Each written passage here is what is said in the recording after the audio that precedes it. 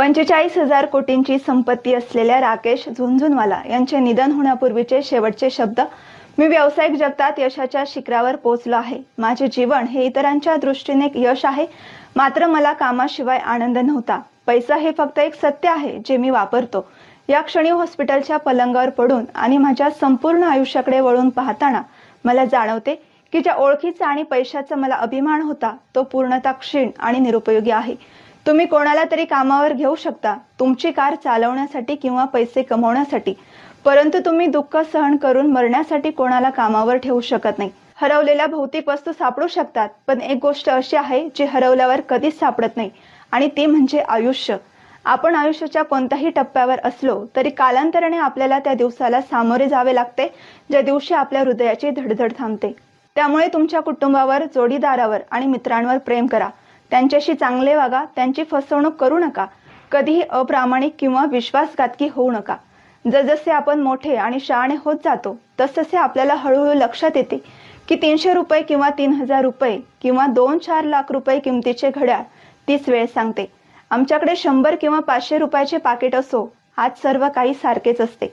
आपण 5 लाख किमतीची कार चालवतो किंवा 50 लाखांची कार चालवतो, मार्ग आणि अंतर सारखेच आहेत आणि आपण त्याच निश्चित केलेल्या ठिकाणावर पोहोचतो. आपण 300 स्क्वेअर फूट किंवा 3,000 स्क्वेअर फूटच्या घरात राहतो. सर्वत्र एकटेपणा सारखाच असतो. तुम्हाला कळेल की तुमचा खरा आंतरिक आनंद यात नाही.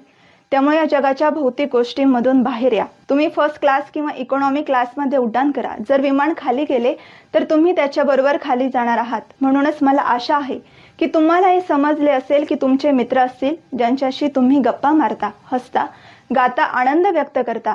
जीवनाचा हाच खरा आनंद आहे. जीवनातील एक निर्विवाद सत्य, तुमच्या मुलांना फक्त श्रीमंत होण्यासाठी शिकवू नका, त्यांना आनंदी राहायला शिकवा. जेव्हा ते मोठे होतात तेव्हा त्यांना वस्तूंचे मोल कळेल, फक्त किंमत नाही. जीवन म्हणजे काय? जीवन अधिक चांगल्या प्रकारे समजून घेण्यासाठी 3 ठिकाणे आहेत: रुग्णालय, जेल आणि स्मशानभूमी. रुग्णालयात तुम्हाला समजेल की आरोग्यापेक्षा काहीही चांगले नाही.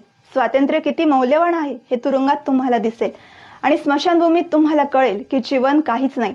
आज आपण ज्या जमिनीवर चालतो ती उद्या आपली असणार नाही. आतापासून नम्र होऊया आणि जे काही मिळाले त्याबद्दल देवाचे आभार मानूया. आपल्या मित्रांना, नातेवाईकांना सांगा की पैसा पैसा करून आपल्या लोकांना दुखवू नका. पैसा सर्वस्व नाही. पैसा आज आहे तर उद्या नाही.